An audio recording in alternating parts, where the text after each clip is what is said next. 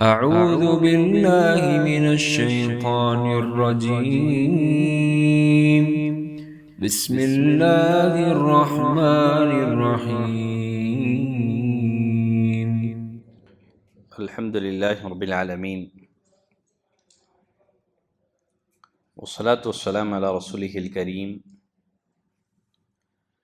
وعلى آله وصحبه أجمعين، وأشهد أن لا إله إلا الله وأشهد أن محمدا عبده ورسوله.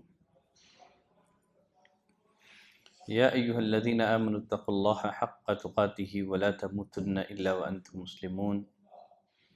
يا أيها الناس اتقوا ربكم الذي خلقكم من نفس واحدة وخلق منها زوجها وبث منهما رجالا كثيرا ونساء، واتقوا الله الذي تساءلون به والأرحام إن الله كان عليكم رقيبا.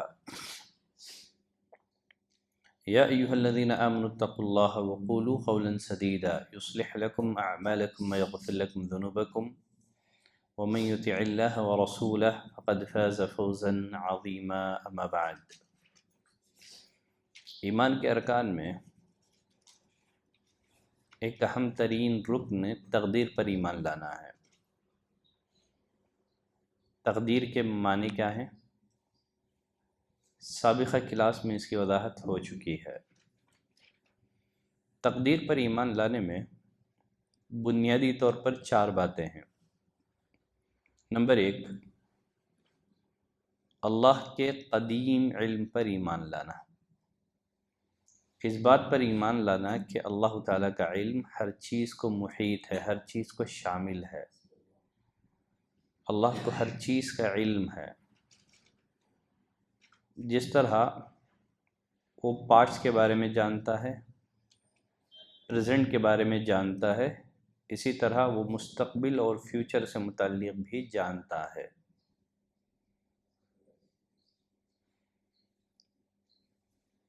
اللہ تعالیٰ کو معلوم ہے، اللہ تعالیٰ اپنی مخلوقات سے متعلق جانتا ہے وہ فیوچر میں اپنے ارادے اور اختیار سے کیا کرنے والا ہے۔ اللہ تعالیٰ نے اسی کو لوح محفوظ میں لکھ دیا ہے۔ لکھنے کا مطلب یہ نہیں ہے کہ انسان کو لکھے ہوئے پر مجبور کیا جا رہا ہے، بلکہ یہ اللہ کا وسیع علم ہے اپنی مخلوقات سے متعلق۔ اللہ جانتا ہے میرا بندہ اپنے ارادے اور اختیار سے کیا کرنے والا ہے، اسی کو اللہ نے لوح محفوظ میں لکھ کر رکھا ہے۔ تو تقدیر پر ایمان لانے میں پہلا نقطہ یہ ہے کہ اس بات پر ایمان لانا کہ اللہ کو ہر چیز کا علم ہے۔ نمبر 2، اس بات پر ایمان لانا کہ اللہ تعالیٰ نے اپنا علم لوح محفوظ میں لکھ رکھا ہے۔ مخلوقات سے متعلق، کائنات سے متعلق اللہ نے اپنا علم لوح محفوظ میں لکھ رکھا ہے۔ تقدیر پر ایمان لانے میں ایک تیسرا نقطہ ہے، اس بات پر ایمان لانا کہ اس کائنات میں وہی ہوگا جو اللہ چاہے گا۔ ہر چیز اللہ کی مشیت کے مطابق ہی واقع ہوگی۔ اللہ نے فرمایا وَمَا تَشَاءُونَ إِلَّا أَن يَشَاءَ اللَّهُ رَبُّ الْعَالَمِينَ، تم بغیر پروردگار عالم کے چاہے کچھ نہیں چاہ سکتے۔ عبداللہ بن عباس رضی اللہ عنہما فرماتے ہیں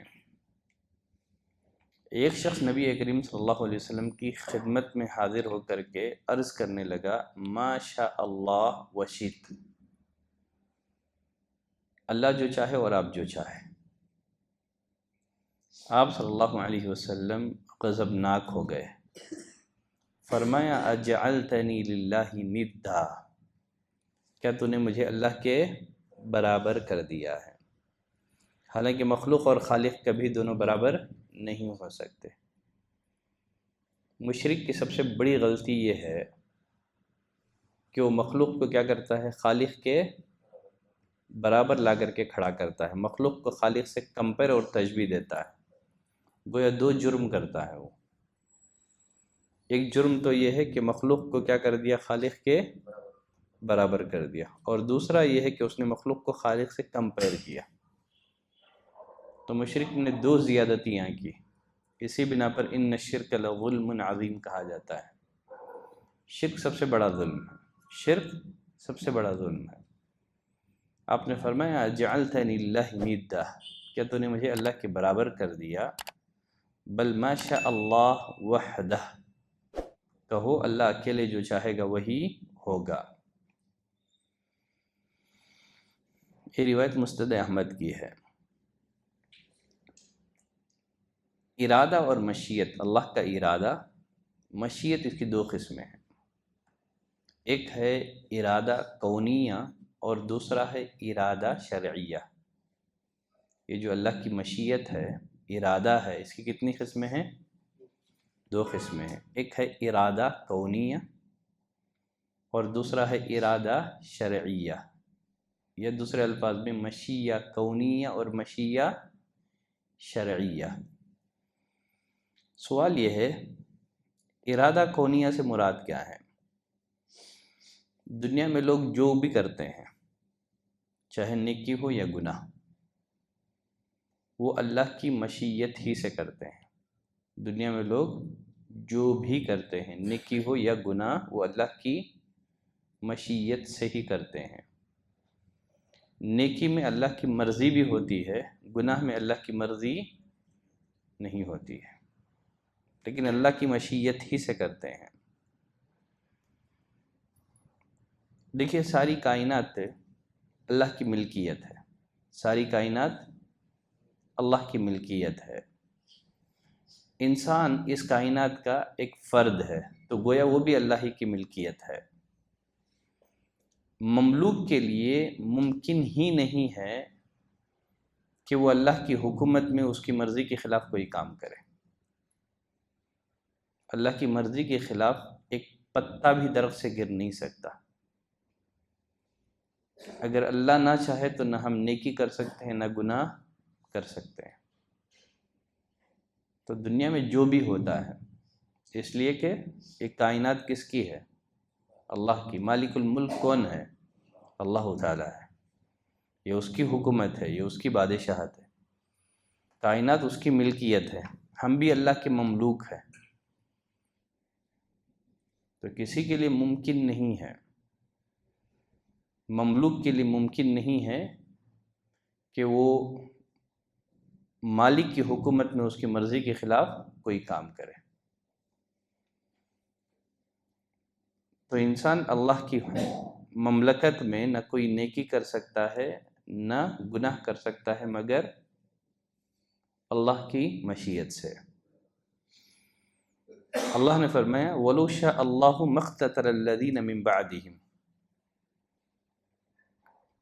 اگر اللہ چاہتا تو جو لوگ بعد آئے باہم قتل و قتال نہ کرتے۔ دیکھیے انبیاء کا جو قتل ہوا ہے، انبیاء کا جو قتل ہوا ہے، قوموں نے انبیاء کو جو قتل کیا ہے، وہ اللہ کی مشیت ہی سے ہوا ہے، گرچہ اس میں اللہ کی مرضی نہیں ہے۔ اگر اللہ کی مشیت نہ ہوتی تو پھر کوئی انبیاء کو قتل کرنے پر قادر نہ ہوتا۔ ابراہیم علیہ السلام کو آگ میں پھینکا گیا، آگ جلا سکی؟ نہیں جلا سکتی۔ کیوں؟ اللہ کی مشیت نہیں تھی۔ جن لوگوں نے قتل کیا وہ اللہ ہی کی مشیت ہی سے کیا ہے۔ اگر اللہ نہ چاہتا تو وہ قتل کرنے پر قادر نہ ہوتے تھے، کیونکہ بادشاہت اللہ ہی کی ہے۔ تو گناہ کرنا بھی ہو تو اللہ کی مشیت چاہیے، نیکی کرنا ہو تو اس کے لیے بھی اللہ کی مشیت ہی چاہیے، اس لیے کہ ساری کائنات اسی کی مملکت ہے، ہم بھی اسی کے مملوک ہیں۔ یہاں ایک نقطہ یہ بھی ذہن میں رکھے، دنیا یہ امتحان کی جگہ ہے۔ اللہ تعالیٰ نے انسان کو نیکی اور گناہ کی قدرت دی ہے۔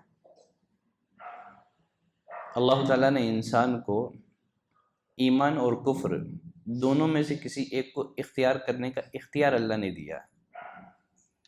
اگر اللہ انسان کو اختیار نہ دیتا تو پھر یہ دنیا دارالامتحان نہ ہوتی. تو اللہ نے انسان کو اختیار دیا ہے، نیکی اور برائی کا اختیار دیا ہے، ایمان اور کفر کا اختیار دیا ہے. پھر وہ ایمان لاتا ہے تو اللہ کی مشیت ہی سے، کفر کرتا ہے تو اللہ کی گرچہ اللہ نے اسے مشیت دی ہے، وہ اپنی مشیت کا استعمال کر کے کفر کرنا چاہے اور اللہ نہ چاہے تو نہیں ہو سکتا، گرچہ اللہ نے اسے اختیار دیا ہے. دیکھیے اگر کوئی آدمی اللہ کی یہ سنت رہی ہے، اللہ کی نافرمانی کرتے ہوئے گناہ کرنا چاہتا ہے، کسی پر ظلم کرنا چاہتا ہے، اللہ اسے اپنی تکوینی مصلحت کے مطابق سمجھتا ہے تو اللہ اپنی مشیت سے وہ کام کروا دیتا ہے. کوئی اللہ کی نافرمانی کرتے ہوئے گناہ کرنا چاہتا ہے، کسی پر ظلم کرنا چاہتا ہے، چونکہ یہ دنیا دارالامتحان ہے تو اسے وہ کرنے دیتا ہے. کوئی کسی پر ظلم کرنا چاہتا ہے تو اسے اللہ کرنے دیتا ہے. اسی کے نتیجے میں اللہ تعالیٰ ظالم کو گناہ دیتا ہے اور مظلوم کو ثواب دیتا ہے. اللہ تعالیٰ نے قرآن مجید کی متعدد آیات میں بندے کے حق میں ارادہ اور مشیت اس کو بھی ثابت کیا ہے، اور عمل کی نسبت اللہ نے بندے کی طرف کی ہے. گویا بندے کو بھی اللہ نے ارادہ اور اختیار دیا ہے. اللہ نے فرمایا منکم من یرید الدنیا ومنکم من یرید الآخرہ، تم میں سے بعض ایسے ہیں جو دنیا چاہتے ہیں اور بعض ایسے ہیں جو آخرت چاہتے ہیں. گویا اس میں بندے کے لیے ارادہ اور مشیت ثابت ہوئی کہ نہیں ہوئی نا؟ ٹھیک ہے. اسی طرح اللہ نے فرمایا وَقُلِ الْحَقُّ مِنْ رَبِّكُمْ، اے نبی آپ کہہ دیجئے تمہارے رب کی طرف سے حق آ چکا ہے. فَمَنْ شَاءَ فَلْيُؤْمِنْ وَمَنْ شَاءَ فَلْيَكْفُرْ، جو چاہے سو ایمان لائے، جو چاہے سو کفر کرے. تو معلوم ہوا کہ مومن اپنے ارادے اور مشیت سے ایمان لاتا ہے، کافر اپنی مرضی اور اختیار سے کفر کرتا ہے. اسی طرح اللہ نے فرمایا من عمل صالحا فلنفسه ومن اساء فعليها، جو شخص نیک عمل کرتا ہے وہ اپنے نفع کے لیے کرتا ہے. ومن اساء، جو شخص برا عمل کرتا ہے فعليها، اس کا وبال اسی پر پڑے گا. وما ربك بظلام للعبید، آپ کا رب اپنے بندوں پر ظلم کرنے والا نہیں ہے. اسی طرح اللہ نے فرمایا فاتقوا اللہ ما استطعتم، تم استطاعت اور قدرت بھر اللہ سے ڈرو. اسی طرح اللہ نے فرمایا لا یکلف اللہ نفسا الا وسعها، اللہ کسی شخص کو مکلف نہیں بناتا ہے مگر اسی کا جو اس کی قدرت میں ہو. فرمایا لها ما کسبت، اس کو ثواب بھی اسی کا ملے گا جو ارادے سے وہ کرے گا. وعلیہا ما اکتسبت، اور اس پر عذاب بھی اسی کا ہوگا جو وہ ارادے سے کرے گا. تو ان ساری آیات میں اس بات کا ثبوت ہے کہ اللہ تعالیٰ نے بندے کو ارادہ اور اختیار دیا ہے، چونکہ دارالامتحان ہے یہ. اگر ارادہ نہ دے، بندے کو اختیار نہ دیں تو پھر امتحان نہیں ہوگا. چونکہ ہم لوگ جس کائنات میں رہتے ہیں وہ اللہ کی ملکیت ہے. یہاں اللہ کی ملکیت کے بغیر ایک پتا بھی درخت سے گر نہیں سکتا. اگر اللہ نہ چاہے تو ہم حرکت نہ کریں، اگر اللہ نہ چاہے تو ہم زبان کو جنبش نہ دیں، اگر اللہ نہ چاہے تو ہم نیکی نہ کر سکیں، اگر اللہ نہ چاہے تو ہم گناہ نہ کر سکتے. چونکہ اللہ دارالامتحان ہے، اللہ انسان کو اختیار دیتا ہے، قدرت دیتا ہے، وہ نیکی اور گناہ ان دونوں راستوں میں سے جس راستے کا چاہے انتخاب کر کے اس پر چلے. کبھی آدمی نیکی کر کے نہیں کر پاتا ہے ارادہ کر کے، لیکن اس کے ارادے کے مطابق اس کو ثواب مل جاتا ہے. گناہ کا عزم کر کے گناہ نہیں کرتا ہے تو اس کی نیت کے مطابق اسے گناہ بھی مل جاتا ہے، سزا اس کے نام عمل میں لکھ دی جاتی ہے. تو ارادے کی کتنی قسمیں ہو گئی؟ 2 قسمیں ہیں. ایک ہے ارادہ کونیہ، یعنی کائنات میں جو بھی ہوتا ہے، انسان جو بھی کرتا ہے کائنات میں، وہ اللہ کی مشیت ہی سے کرتا ہے۔ نیکی بھی اللہ کی مشیت ہی سے اور گناہ بھی اللہ کی مشیت ہی سے۔ ہاں نیکی میں اللہ کی مشیت کے ساتھ اس کی مرضی بھی ہوتی ہے، گناہ میں اللہ کی مشیت کے ساتھ اس کی مرضی نہیں ہوتی ہے۔ ارادہ اور مشیت کی ایک دوسری قسم ہے، اس کو ارادہ دینی اور شرعیہ بھی کہتے ہیں۔ یہ صرف نیکی کے کاموں کے ساتھ خاص ہے، یہ صرف نیکی کے کاموں کے ساتھ خاص ہے۔ اللہ تعالیٰ نے دنیا میں لوگوں کی آزمائش کے لیے انہیں کچھ باتوں کا حکم دیا ہے اور اللہ نے کچھ باتوں سے منع کیا ہے۔ اللہ کا سارے بندوں سے مطالبہ یہی ہے، جن باتوں کا حکم دیا ہے اس پر عمل پیرا ہوں، جن باتوں سے روکا ہے ان سے بچ جائیں۔ اللہ سارے بندوں سے مطالبہ کرتا ہے کہ وہ ایمان لائیں اور کفر سے بچیں۔ یہ جو ارادہ شرعیہ ہے اللہ کا، یہ کبھی پورا ہوتا ہے، کبھی پورا نہیں ہوتا ہے۔ اللہ چاہتا ہے کہ سب لوگ ایمان لائیں۔ سب لوگ ایمان لا رہے ہیں؟ نہیں لا رہے۔ تو غرض اللہ نے فرمایا واللہ یرید ان یتوب علیکم، اللہ چاہتا ہے کہ تم پر مہربانی فرمائے، اللہ چاہتا ہے کہ تم سب لوگ نیکی کی راہ پر چلو۔ تو یہ ہے ارادہ شرعیہ، جس میں اللہ کی مرضی بھی ہوتی ہے۔ ارادہ کونیہ ضروری نہیں ہے کہ اس میں اللہ کی مرضی بھی ہو، لیکن ارادہ شرعیہ میں کیا ہوتا ہے؟ اللہ کی مرضی بھی ہوتی ہے۔ تو تقدیر پر ایمان لانے میں تیسرا نقطہ کیا ہے؟ اس کائنات میں جو بھی ہوتا ہے وہ اللہ کی مشیت ہی سے ہوتا ہے، اس لیے کہ کائنات اسی کی ہے، حکومت اسی کی ہے، ہم لوگ مملوک اس کے ہیں۔ تو مملوک کے لیے ممکن ہی نہیں ہے کہ وہ مالک کی مرضی کے خلاف کوئی کام کرے۔ واضح ہے مسئلہ؟ واضح ہے؟ ٹھیک ہے، چلے۔ تقدیر پر ایمان لانے میں ایک چوتھا نقطہ بھی ہے، یا چوتھا پوائنٹ بھی ہے، وہ یہ ہے اس بات پر ایمان لانا کہ اللہ تعالیٰ ہر چیز کا خالق ہے، وہ خیر کا خالق بھی ہے اور شر کا خالق بھی ہے۔ اللہ نے فرمایا اللہ خالق کل شیء، اللہ تعالیٰ ہر چیز کا پیدا کرنے والا ہے، وہو علی کل شیء وکیل، اور وہ ہر چیز پر کارساز ہے۔ ایک حدیث میں نبی کریم صلی اللہ علیہ وسلم نے فرمایا، بزار کی روایت ہے، خلق اللہ کل صانع وصنعتہ، اللہ نے ہر کاریگر اور اس کی کاریگری کو پیدا کیا۔ دیکھیے تقدیر کے معاملے میں دو فرقے گمراہ ہو گئے۔ ایک فرقہ قدریہ کا ہے، جن کا ماننا یہ ہے کہ انسان اپنے اعمال کا خود خالق ہے، انسان اپنے عمل کا خود کریٹر ہے۔ ایک دوسرا فرقہ ہے جبریہ، جو کہتا ہے کہ انسان مجبور محض ہے، تقدیر کے ہاتھ میں مجبور محض ہے۔ جس طرح ایک میت کو غسل دینے والے کے حوالے کیا جاتا ہے، وہی معاملہ انسان کا دنیا میں ہے، وہ تقدیر کے آگے بے بس ہے، مجبور ہے۔ تو یہ جبریہ کا عقیدہ ہے۔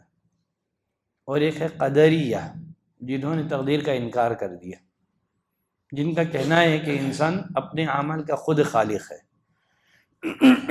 لیکن اہل السنہ والجماعہ کا عقیدہ یہی ہے کہ خیر ہو کہ شر، پیدا کرنے والا کون ہے؟ اللہ تعالیٰ ہے، خالق اللہ ہے، خالق خیر بھی وہی ہے، خالق شر بھی وہی ہے۔ انسان خالق نہیں ہے، کاسب اور فاعل ہے۔ کیا ہے؟ انسان اپنے عمل کا خالق نہیں ہے، پیدا کرنے والا نہیں ہے، بلکہ وہ ان اعمال کو کرنے والا ہے۔ شرک اور گناہ، نیکی اور نافرمانی، ان سب کو پیدا کرنے والا کون ہے؟ اللہ ہی ہے، سب اللہ نے پیدا کیا ہے۔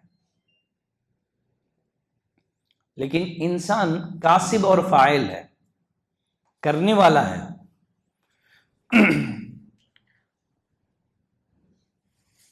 یہ جو کرنے پر ہے نا، جزا اور سزا ہے۔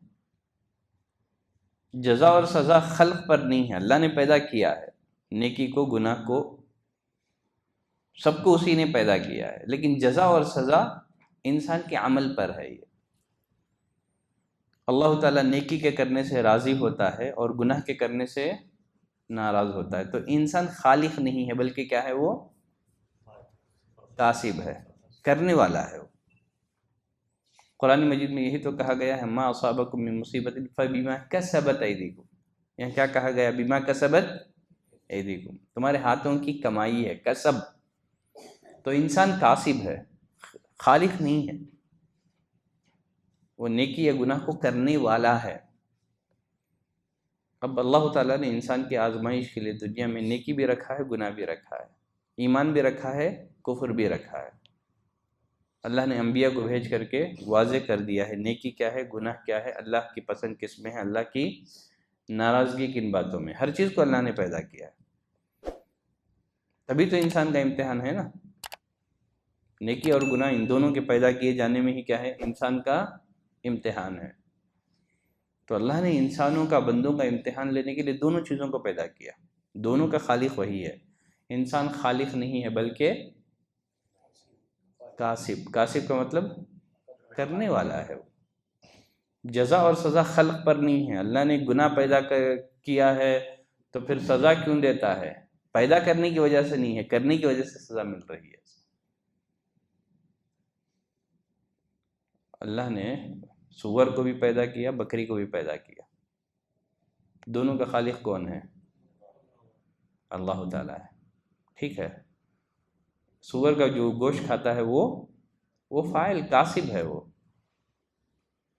سور کے پیدا کرنے کی وجہ سے ہم کو گناہ نہیں مل رہا ہے بلکہ کھانے کی وجہ سے مل رہا ہے. سمجھ میں آ گئی بات؟ اس لیے کہ اللہ نے آپ کو آلٹرنیٹ دیا تھا بکری کی شکل میں، کہا تھا کہ یہ کھاؤ، اس سے بچو. بہت سارے مشروبات ہیں جو آپ کے لیے حلال ہیں. شراب حرام ہے. ٹھیک ہے. اگر کوئی آدمی شراب پیتا ہے تو وہ کاسب ہوا ہو، بناتا ہے تو وہ کاسب ہوا ہو. گرچہ تاثیر تو اللہ ہی نے رکھی ہے نا. اگر اللہ نہ چاہتا تو شراب بنتی کیا؟ نشہ پیدا ہوتا. یہ جو مشروبات میں جو شراب بنائی جاتی ہے، اگر اللہ نہ چاہتا تو نشہ ہوتا اس میں. تو خالق کون ہوا؟ اللہ ہی ہے. خالق خیر اور شر اللہ ہی ہے. انسان کاسب ہے، انسان فاعل ہے. تو اللہ تعالیٰ نے انسان کی آزمائش کے لیے دنیا میں خیر بھی رکھا ہے، شر بھی رکھا ہے، اور ساتھ ہی انسان کو اختیار دیا ہے. چاہے تو وہ خیر کے راستے پر چلیں، چاہے تو وہ شر کے راستے پر چلیں. شیخ صالح عثیمین رحمۃ اللہ علیہ سورہ بقرہ کی ایک آیت جس میں ہاروت اور ماروت کا واقعہ ہے. وَمَا أُنزِلَ عَلَى الْمَلَكَيْنِ بِبَابِلَ ہاروت و ماروت. اللہ نے بابل کی سرزمین میں 2 فرشتے بھیجے تھے آزمائش کے لیے، دیکھنے کے لیے کون جادو سیکھتا ہے. مقصود بنی اسرائیل کی آزمائش تھی. تو شیخ صالح عثیمین رحمۃ اللہ علیہ نے ایک بہت اس آیت کی تفسیر میں بہت سارے عمدہ فائدے ذکر کیے ہیں. ان فائدوں میں سے ایک فائدہ شیخ صالح عثیمین رحمۃ اللہ علیہ لکھتے ہیں، اللہ تعالیٰ بعض دفعہ بندوں کا امتحان لینے کے لیے گناہ اور معصیت کے اسباب فراہم کرتا ہے. چونکہ آزمائش مقصود ہے تو اللہ تعالیٰ نے نیکی کے ساتھ گناہ بھی رکھے ہیں. گناہ کے اسباب بسا اوقات اللہ فراہم کرتا ہے، جس طرح اللہ نے فرشتوں کو بھیجا تھا ہاروت اور ماروت کو آزمائش کے لیے. وَمَا يُعَلِّمَانِ مِنْ أَحَدٍ، یہ کسی کو جادو اس وقت تک نہیں سکھا دیتے جب تک کہہ نہ دیتے دیکھو ہم لوگ محض آزمائش کے لیے بھیجے گئے ہیں، جادو سیکھ کر کے کفر نہ کرو.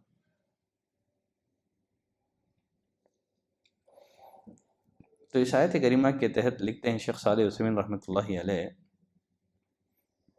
خبردار، ہوشیار، گناہ کے اسباب اپنے پاس موجود پا کر کے گناہ نہ کرو. فرماتے ہیں 2 واقعے شیخ صالح عثیمین رحمۃ اللہ علیہ نے ذکر کیے ہیں. وہ فرماتے ہیں یاد کرو بنو اسرائیل کے واقعے کو. جب اللہ تعالیٰ نے سنیچر کے دن بنی اسرائیل پر، یہودیوں پر سمندری شکار کو حرام کر دیا تھا، لیکن ہفتے کے دن ہی تمام مچھلیاں کثرت سے دریا کے سطح پر آتی تھی، دوسرے دن غائب رہتی تھی۔ ایک ایسی آزمائش تھی جس پر بنی اسرائیل صبر نہ کر سکے، تو انہوں نے ہیلہ سازی کے ذریعے سے شکار کرنا شروع کر دیا۔ تو کیا ہوا معاملہ؟ اللہ نے کہا کونوا قردۃ خاسئین، تم ذلیل بندر ہو جاؤ۔ تو ایک طرف بنی اسرائیل کا واقعہ، فرماتے ہیں اور ایک واقعہ وہ بھی یاد کرو، صحابہ کا واقعہ۔ حالت احرام میں تھے، صحابہ حج پر جا رہے تھے، اللہ تعالیٰ نے احرام کی حالت میں شکار حرام کر دیا ہے۔ سمندری شکار جائز ہے، لیکن جو زمینی جو بری شکار ہے، ایک بحری ہے اور ایک ہے بری شکار حرام ہے۔ تو لکھتے ہیں نبی کے جو ساتھی ہیں ان کے قصے کو یاد کرو، اللہ نے انہیں آزمایا، وہ حالت احرام میں تھے، شکار ان کے ہاتھوں اور نیزوں کو چھو رہے تھے، شکار ان کے ہاتھوں اور نیزوں کو چھو کر کے گزر جاتے تھے آزمائش کے لیے۔ اللہ آزمائش بندوں کو آزمانے کے لیے بس اوقات گناہ کے اسباب فراہم کرتا ہے۔ اللہ نے رکھا ہے، خیر کے ساتھ شر بھی رکھا ہے، دیکھنا چاہتا ہے۔ تو شکار ان کے نیزوں سے چھو کر کے گزر رہا تھا، لیکن صحابہ اکرام نے شکار نہیں کیا۔ دوسری طرف بنی اسرائیل گناہ کے اسباب پا کر کے صبر نہ کر سکے، گناہوں کا ارتکاب کر لیا۔ دوسری طرف نبی کے صحابہ گناہ کے اسباب تھے، لیکن انہوں نے گناہ کا ارتکاب نہیں کیا۔ تو گناہ کے اسباب پیدا کرنے میں اللہ کی جو حکمت ہے وہ سمجھ میں آتی ہے۔ ٹھیک ہے، اللہ نے خیر کو بھی پیدا کیا ہے اور شر کو بھی اللہ نے پیدا کیا ہے بندوں کی آزمائش کے لیے۔ تو تقدیر پر ایمان لانے میں کتنی باتیں ہو گئیں؟ یہی ٹوٹل 4 باتیں ہیں، یہی ٹوٹل 4 باتیں ہیں۔ نمبر 1، اللہ کے ازلی علم پر ایمان لانا، اس بات پر ایمان لانا کہ اللہ تعالیٰ کا علم ہر چیز کو شامل ہے۔ اللہ تعالیٰ جانتا ہے بندوں کے بارے میں کہ وہ اپنے ارادے اور اختیار سے کل کیا کرے گا، کل کیا کرے گا۔ دوسرا، اللہ تعالیٰ نے اپنا علم لوح محفوظ میں لکھ دیا ہے۔ لکھنے کا مطلب یہ نہیں ہے کہ ہم کو لکھے پر مجبور کیا جا رہا ہے، بلکہ یہ اللہ کا عظیم علم ہے، اس کا ازلی اور قدیم علم ہے۔ جیسے میں پہلے غالباً اشارہ کیا تھا یا نہیں ہے، ایک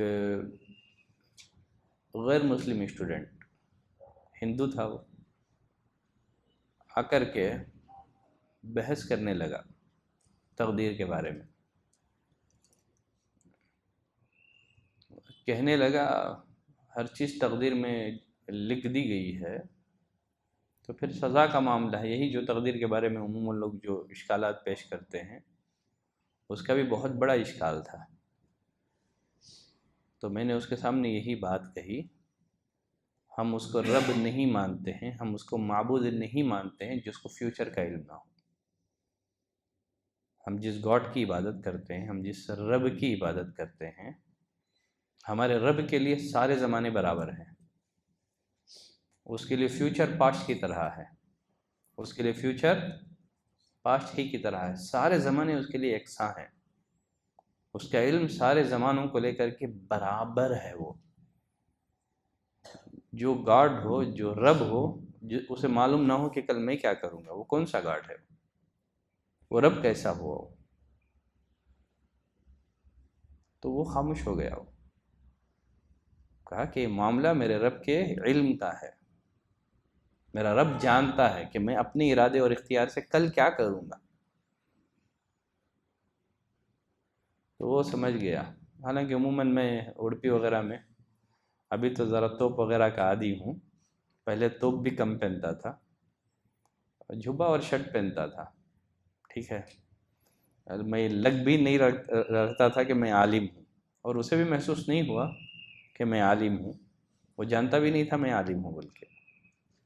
پھر وہ بولنے لگا لگتا ہے تم عالم ہو، لگتا ہے تم عالم ہو، کہا کہ ہاں بھائی میں عالم ہی ہوں۔ خیر چلیں آگے بڑھتے ہیں۔ تقدیر کے مسائل میں ایک اہم مسئلہ ہے گناہوں کے ارتکاب پر تقدیر کو دلیل بنانا کیسا ہے۔ سب سے پہلے اللہ کے حکم کی نافرمانی پر تقدیر کو دلیل کس نے بنایا تھا؟ ابلیس نے کہا خالف بما اغویتنی، میرا کیا قصور ہے، تو نے مجھے گمراہ کیا ہے۔ سب سے پہلے کس نے دلیل بنایا تھا گناہ کے ارتکاب پر؟ ہاں، تقدیر کو دلیل بنانے والا ابلیس تھا۔ پھر اس کے بعد ابلیس کے پیروکار مشرکین مکہ نے بھی جو ہے نا یہی بات دہرائی۔ سورۃ النحل آیت نمبر 35 میں اللہ نے فرمایا وقال الذین اشرکوا، کہا ان لوگوں نے جنہوں نے شرک کیا، لو شاء اللہ ما عبدنا من دونہ من شیء، اگر اللہ چاہتا تو ہم اسے چھوڑ کر کے کسی کی عبادت نہ کرتے، نہ ہم نہ ہمارے آبا و اجداد، نہ ہی اس کے فرمان کے بغیر کسی چیز کو حرام قرار دیتے۔ کذالک فعل الذین من قبلہم، یہی فعل ان سے قبل لوگوں کا بھی رہا ہے۔ تو مشرکین مکہ نے بھی کیا کیا تھا؟ تقدیر کو اپنی شرکیہ اور کفریہ عمل پر دلیل بنایا تھا۔ یقیناً جو لوگ اللہ کی نافرمانی پر یا گناہ کرنے پر تقدیر کو دلیل بناتے ہیں، ایسے لوگ بدترین لوگ ہیں۔ شیخ الاسلام ابن تیمیہ رحمۃ اللہ علیہ لکھتے ہیں وَمَنِ احْتَجَّ بِالْقَدَرِ عَلَىٰ تَرْكِ مَعْمُورٍ أَوْ فِعْلِ مَحْظُورٍ، جو تقدیر کو دلیل بناتا ہے کس کے لیے؟ کسی معمور کو ترک کر دینے کے لیے، جس کام کا اللہ نے حکم دیا ہے اس کو چھوڑنے کے لیے تقدیر کو دلیل بناتا ہے، یا کسی حرام کا ارتکاب کرنے کے لیے تقدیر کو دلیل بناتا ہے، فرماتے ہیں فَهُوَ أَعْظَمُ ضَلَالًا، یہ لوگ قدریہ سے بھی بڑے گمراہ ہیں۔ جنہوں نے تقدیر کا انکار کیا تھا نا، اس سے بھی بڑے گمراہ لوگ ہیں یہ، اور یہ اللہ پر جھوٹ باندھنے والے ہیں، اللہ کے دین کی مخالفت کرنے والے ہیں۔ فَإِنَّ أُولَٰئِكَ مُشَبَّحُونَ بِالْمَجُوسِ، یہ لوگ مجوسیوں کے مشابہ ہیں۔ یہ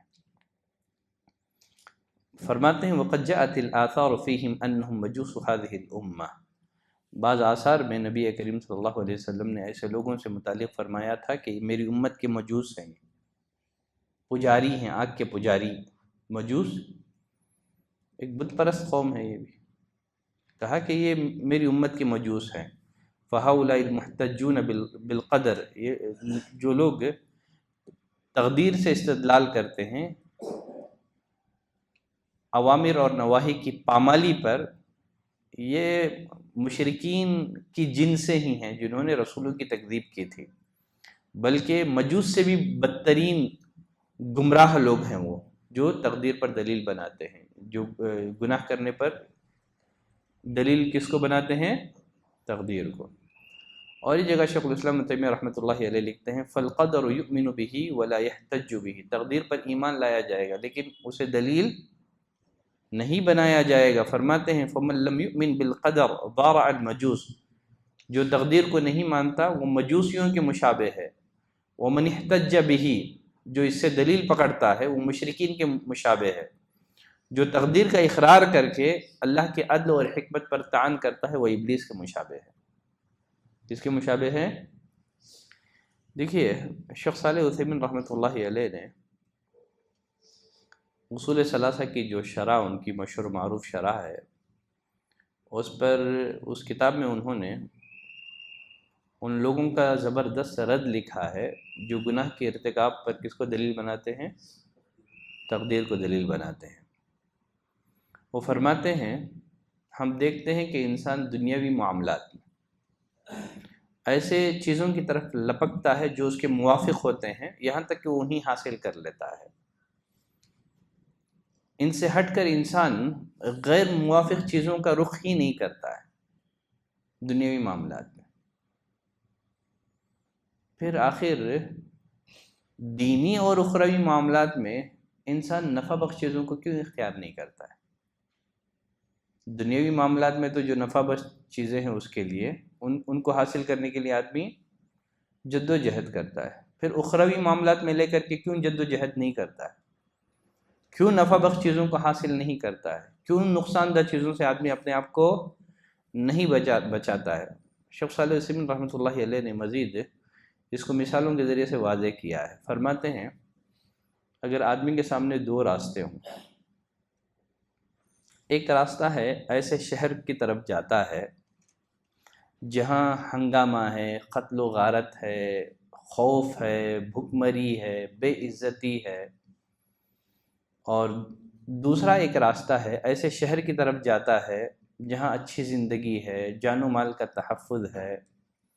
تو دو راستوں میں آدمی کون سا راستہ اختیار کرے گا؟ اچھا راستہ اختیار کرے گا۔ تو کسی بھی عقل مند آدمی کے لیے ممکن ہی نہیں ہے کہ وہ خوف ہنگامہ والے راستے کا انتخاب کر کے تقدیر کو دلیل بنائے۔ بناتا ہے کیا؟ نہیں بناتا ہے۔ تو فرماتے ہیں پھر آخرت کے معاملے میں وہ جنت کے راستے کو چھوڑ کر کے جہنم کے راستے پر چل کر کے تقدیر کو کیوں دلیل بناتا ہے؟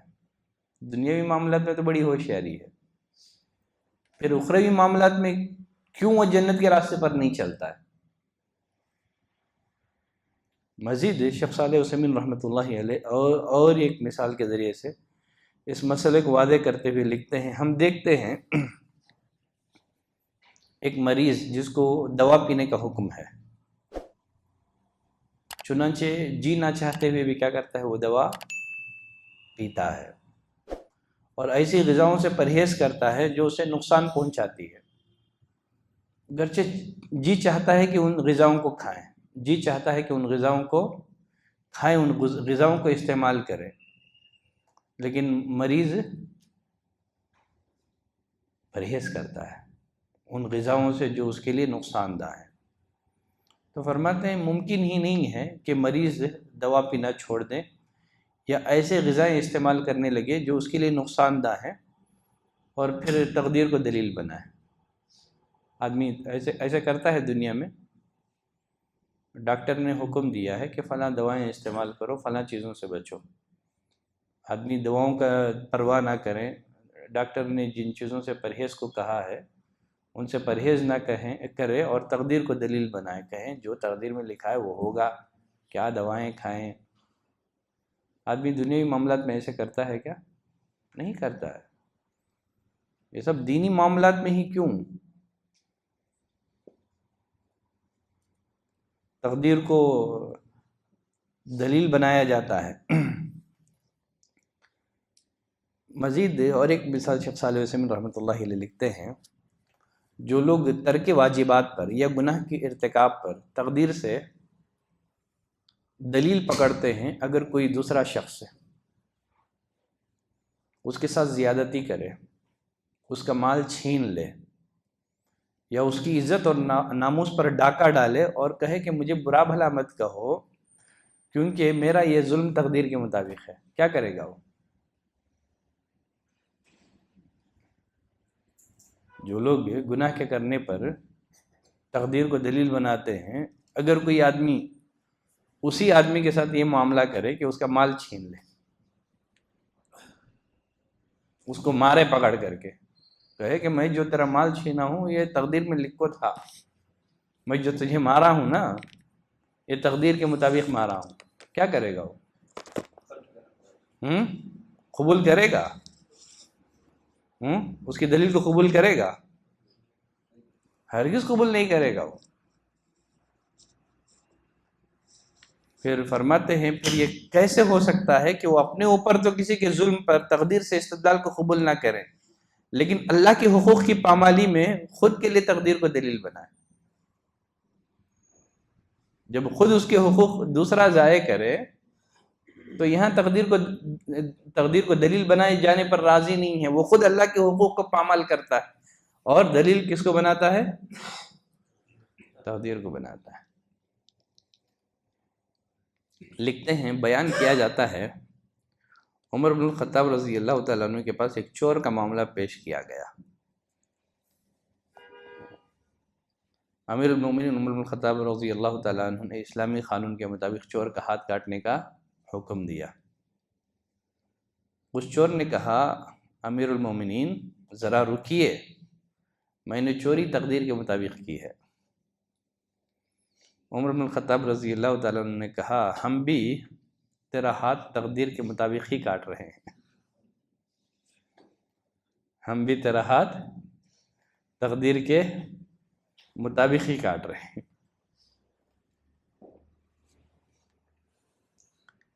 تقدیر پر ایمان لانے کے کچھ فائدے ہیں، بالاختصار ذکر کر دوں گا تاکہ تقدیر کا ٹاپک ختم ہو جائے۔ بقیہ صرف ایک درس ہمارے پاس رہے گا، کوشش کروں گا کہ احسان کا جو موضوع ہے وہ کمپلیٹ ہو جائے اگلی کلاس میں، ٹھیک ہے؟ شیخ صالح عثیمین رحمۃ اللہ علیہ نے تقدیر پر ایمان لانے کے کچھ فائدے ذکر کیے ہیں۔ نمبر 1، آدمی اسباب اور وسائل کو اپناتے ہوئے وہ اللہ کی ذات پر بھروسہ کرتا ہے، وسائل پر بھروسہ نہیں کرتا ہے۔ یہ تقدیر پر ایمان لانے کا فائدہ ہے، اس لیے کہ ہر چیز تقدیر کے مطابق ہی ہوتی ہے، تو لہٰذا وہ اللہ کی ذات پر بھروسہ کرتا ہے، اپنے وسائل اور اسباب پر بھروسہ نہیں کرتا ہے۔ نمبر 2، اپنا مقصد حاصل کر کے انسان کو اپنے آپ پر غرور نہیں ہوتا ہے۔ اگر آدمی اسباب اور وسائل اختیار کر کے اس کا مقصود اسے حاصل ہو جائے تو فقر اور غرور میں مبتلا نہیں ہوتا ہے، بلکہ اس نعمت کے حصول کو اللہ کی نعمت قرار دیتا ہے۔ فرماتے ہیں تقدیر پر ایمان لانے کا ایک تیسرا فائدہ یہ ہے، تقدیر کے مطابق ایک بندے مومن پر جو بھی حالات طاری ہوتے ہیں اسے ایک اطمینان اور قلبی سکون حاصل ہوتا ہے، وہ بے چینی اور پریشانی کا شکار نہیں ہوتا ہے، کیونکہ اللہ نے فرمایا ما اصاب من مصیبت فی الارض ولا فی انفسکم الا فی کتاب من قبل ان نبراها، زمین میں کوئی بھی مصیبت اترتی ہے یا خود تمہاری جانوں میں تو ہم نے اسے کتاب میں لکھ دیا ہے تمہارے جانوں کو پیدا کرنے سے قبل۔ یہ اللہ کے لیے آسان ہے۔ کیوں ایسا کیوں ہوا ہے؟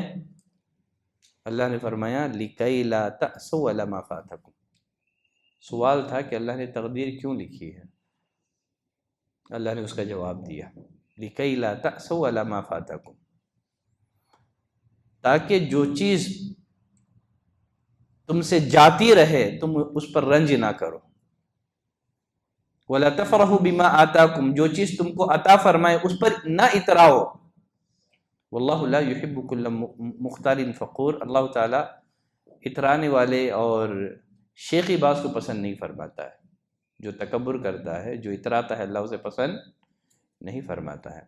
نبی کریم صلی اللہ علیہ وسلم نے فرمایا مومن بندے کا معاملہ بڑا عجیب و غریب ہے، ان امرہ کلہ خیر، اس کا سارا معاملہ اس کے لیے بہتری ہے۔ اگر اللہ تعالیٰ اس کو آزمانے کے لیے خوشحال رکھتا ہے تو شکر ادا کرتا ہے، تو شکر گزاری اس کے حق میں بہتر ہوتی ہے۔ اگر اللہ اس کو مصیبت سے دوچار کرتا ہے تو صبر کرتا ہے، تو صبر اس کے حق میں بہتر بن جاتا ہے۔ تو تقدیر پر ایمان لانے کا ایک اہم ترین فائدہ یہ ہے کہ اس کی زندگی میں جو بھی حالات آئے، اتار چڑھاؤ آئے، کبھی وہ پریشان نہیں ہوتا ہے، اس کو تقدیر سمجھ کر کے ہنسی بخوشی راضی ہو جاتا ہے۔ یہ تقدیر پر ایمان لانے کے ایک عظیم فائدے ہیں۔ تو اس طرح تقدیر پر ایمان لانے سے متعلق اتنی باتیں کافی ہیں، مزید باتیں تقدیر پر ایمان لانے سے متعلق ہو سکتی ہیں لیکن نہیں چاہیے، ٹھیک ہے؟ اتنی باتیں کافی ہیں۔ تو اگلی کلاس میں انشاءاللہ احسان سے متعلق گفتگو میں کروں گا، کیونکہ 3 اصول ہیں ہمارے پاس، رب کی معرفت، دین کی معرفت۔ دین کی معرفت میں 3 باتیں ہیں، ایک ہے اسلام، ایک ہے ایمان اور ایک ہے احسان۔ اسلام، اس کے بارے میں بھی بہت زیادہ ڈیٹیلز میں ہم لوگ نہیں گئے تھے، میرا بھی ارادہ نہیں تھا کہ مجھے اتنی تفصیل میں جانا ہے، لیکن بعد میں دیکھا آپ کا شوق، تو پھر بعد میں ایمانیت پر بہت تفصیل میں ہم لوگ چلے گئے۔ تو ایمان کے ارکان میں تقریباً ماشاءاللہ ایک لمبا سفر ہم نے طے کیا صرف ارکان ایمان پر۔ تو دین کی معرفت میں اسلام ہے، ایمان ہے اور احسان ہے۔ تو اللہ کی معرفت کمپلیٹ الحمدللہ پڑھ لیے ہیں، دین کی معرفت اگر احسان پڑھ لیں تو ہو جائے گا۔ پھر اس کے بعد ایک موضوع ہمارے پاس رہ جائے گا، وہ کیا ہے؟ نبی کریم صلی اللہ علیہ وسلم کی معرفت۔ یہی خبر کے 3 سوالات ہیں، من ربک ما دینک من نبیک رضیت باللہ ربا وبالاسلام دینا وبمحمد نبی الرسولہ۔ تو آج کے لیے اسی پر ہم بس کرتے ہیں۔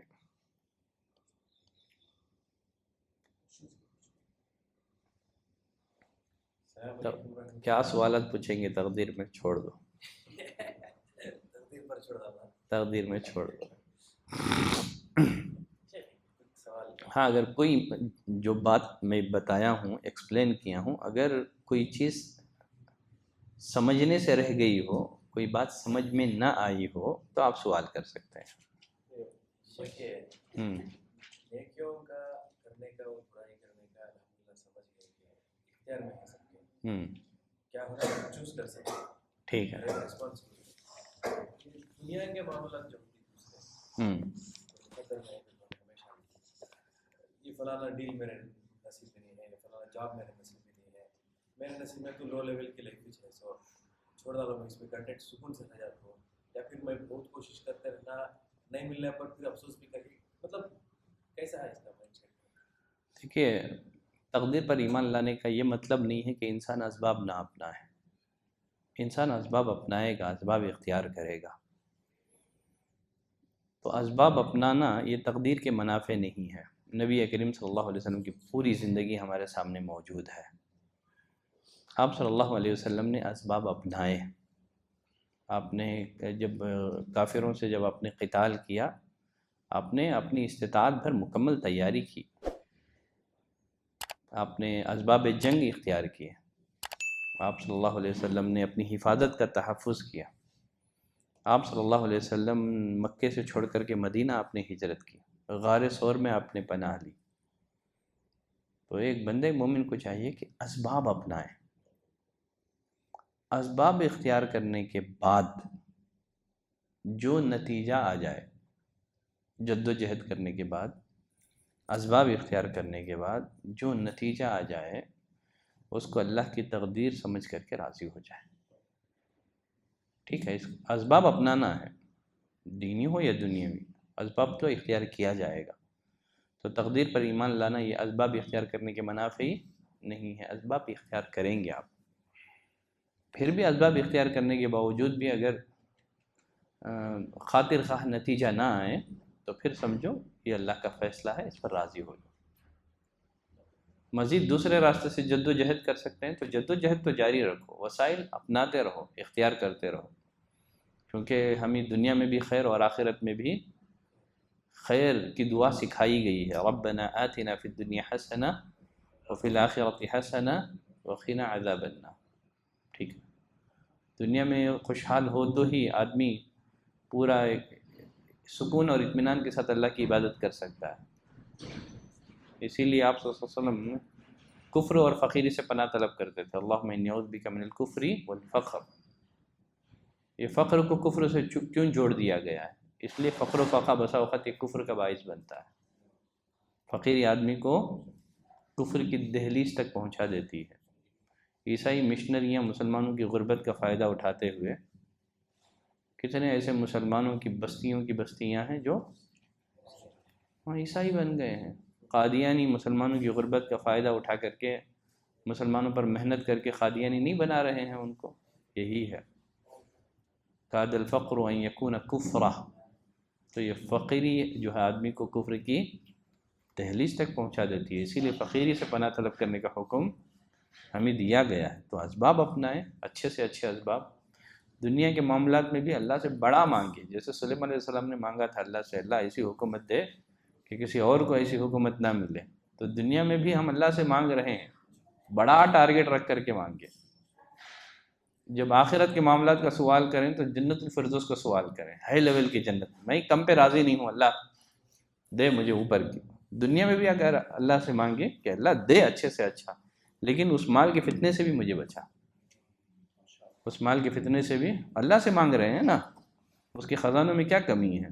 مانگو آپ، اور اس کے لائق آپ جد و جہد بھی کرو، پھر اس کے بعد جو نتیجہ آئے تقدیر سمجھ کر کے راضی ہو جاؤ۔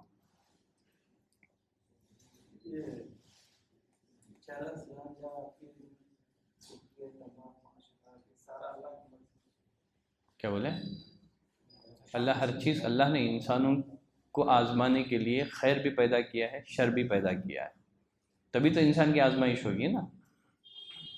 خالق خیر بھی اللہ ہے، خالق شر بھی اللہ تعالیٰ ہے۔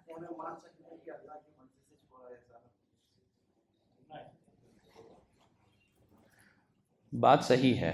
ایک ہوتا ہے جیسے میں نے کہا ارادہ کونیہ، دیکھیے یہ بادشاہت کس کی ہے؟ اللہ کی ہے۔ مملکت کس کی ہے؟ اللہ کی ہے۔ ہم مملوک ہیں، ہم مملوک مالک کی مرضی کے خلاف کوئی کام نہیں کر سکتے۔ دیکھیے گرچہ اللہ نے انسان کو اختیار دیا ہے، ٹھیک ہے، اللہ کی سنت یہ رہی ہے کہ اگر آدمی، چونکہ اللہ نے اسے اختیار دیا ہے، اگر وہ اپنے اختیار کا استعمال کرنا چاہتا ہے تو اللہ تعالیٰ اسے چھوٹ دیتا ہے، ٹھیک ہے، لیکن انسان کی مرضی بھی اللہ کی مرضی کے تابع ہے۔ کتنی دفعہ ایسے ہوتا ہے لوگوں نے انبیاء کو چاہتے ہوئے قتل نہیں کر سکے، اللہ نے جہاں چاہا تو قتل کرنے کا موقع بھی دیا ان کو، اللہ ڈھیل دیتا ہے، چونکہ دنیا دارالامتحان ہے نا، اللہ بندوں کو کرنے دیتا ہے۔ اگر اللہ کرنے نہ دے تو نہ کر سکے ہم۔ اب میں ہاتھ ہلا رہا ہوں، اللہ نے دیا ہے مجھے اختیار، تو استعمال کر اپنے اختیار کا۔ اگر اللہ نہ چاہے کہ میں اپنے ہاتھوں کا استعمال کروں تو میں کر سکتا ہوں؟ میں مملوک ہوں، وہ مالک ہے، وہ یہ دنیا اس کی ملکیت ہے، میں اس کی ملکیت میں اس کی اجازت کے بغیر کیسے اپنا اختیار چلا سکتا ہوں؟ اگر اللہ نہ چاہے کہ میں زبان حرکت دوں، دے سکوں گا میں؟ تو دنیا میں ایک پتا بھی اللہ کی اجازت کے بغیر ہل نہیں سکتا ہے۔ تو ہمارا نیکی کرنا بھی اللہ کی اجازت ہی سے ہے، گرچہ اس میں اللہ کی مرضی نہیں ہے، نیکی میں اللہ کی مرضی ہے، ٹھیک ہے، ہمارا نیکی کرنا اللہ کی مشیت سے ہے اور اس میں مرضی بھی ہے۔ گناہ کرنا یہ اللہ کی مشیت سے ہے لیکن اس میں مرضی نہیں ہے۔ مشیت اس اعتبار سے کہ ہم اسی کے مملوک ہیں، وہ مالک ہے، وہ مملوک اس کی مرضی کے بغیر نہ نیکی کر سکتا ہے نہ گناہ کر سکتا ہے۔ کیا بولے؟ لا حول ولا قوت الا باللہ، یہی ہے تو اس کا معنی، لا حول ولا قوت الا باللہ، چونکہ دنیا دارالامتحان ہے، اللہ کرنے دیتا ہے، جا کر لے، تو نیکی چاہے تو کر لے، گناہ چاہے تو کر لے، کرنے نہ دے تو نہ کر سکے، لیکن اللہ کرنے دیتا ہے، چونکہ دنیا دارالامتحان ہے نا، اگر اللہ کرنے نہ دے تو پھر امتحان کہاں رہ گیا؟ بات سمجھ میں آ گئی؟ آیا نہیں آیا؟ کیا بولے؟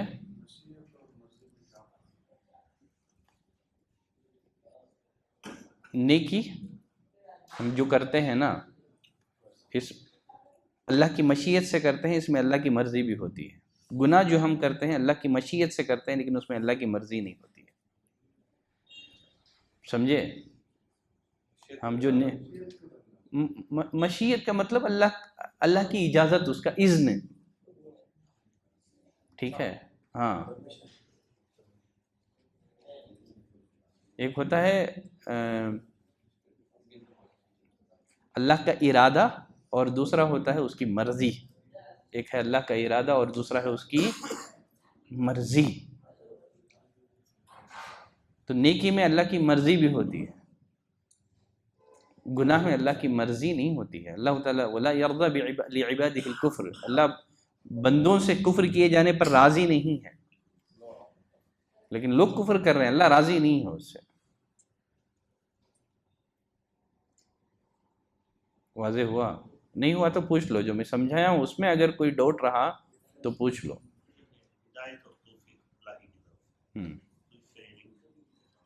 کیا بولے؟ اللہ نے ہدایت اور ضلالت کے اسباب رکھے ہیں، جو جس اسباب کو اپنائے گا اسے اسی کی توفیق ملے گی، اسی سے لنک ہوتا ہے۔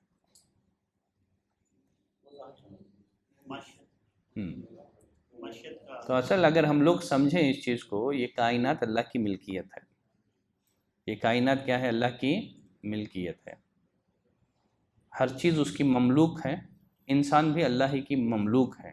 مملوک مالک کی مرضی کے بغیر کچھ نہیں کر سکتے۔ ہم لوگ اپنا ہاتھ حرکت نہیں دے سکتے، زبان ہلا نہیں سکتا. گرچہ اللہ تعالیٰ نے بندوں کو اختیار دیا ہے، کرنے دیتا ہے، لیکن اللہ جب چاہتا ہے تو ہاتھوں کا اختیار روک لیتا ہے. جیسے ابھی نہیں پڑھا، ایک رسول اللہ صلی اللہ علیہ وسلم نے ایک شخص سے کہا دائیں ہاتھ سے کھا، کھانے پر قادر تھا دائیں ہاتھ سے، اس نے کہا کہ میں نہیں کھا سکتا، تکبر سے کہا. اللہ نے ہاتھ کی طاقت چھینی کہ نہیں چھینی؟ چاہتا تو بھی نہیں اٹھا سکتا تھا، چاہے تو اللہ سیکنڈوں میں کیا کرتا ہے، ہاتھوں کی طاقت ختم کر دیتا ہے، شل کر دیتا ہے. بطور عذاب اللہ تعالیٰ بعض گناہوں کی سزا اللہ دنیا میں بھی اپنے بندوں کو دیتا ہے. ٹھیک ہے.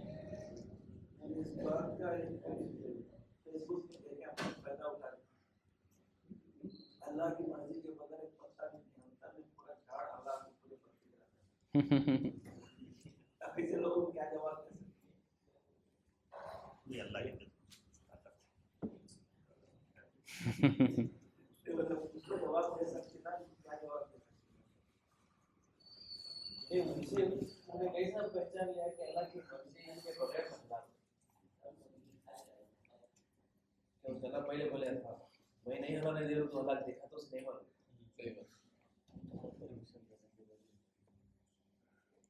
دو جواب دے ڈالے تو اچھا جواب. کیونکہ اللہ نے انسان کو ارادہ دیا ہے، اسی ارادے کا اختیار کرتے ہوئے وہ حرکت دے رہا ہے. اگر اللہ انسان کو ارادہ نہ دیتا، اختیار نہ دیتا، اللہ نے یہ نہیں کہا کہ انسان کو اختیار نہیں ہے، اللہ نے کہا نا انسان کو اختیار ہے بول کے. ٹھیک ہے. ہاں بسا اوقات اللہ انسان کے اس اختیار کو روک لیتا ہے.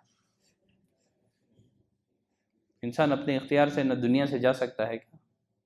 کچھ چیزوں میں انسان مجبور ہے. نہیں میں آنکھ سے کیوں دیکھوں، میں کان سے دیکھوں گا. دیکھ سکتا ہے؟ نہیں دیکھ سکتا. نہیں میں آنکھ سے سنوں گا. کچھ چیزوں میں مجبور ہے، جیسے بنا ہے ویسے کرنا سکوں.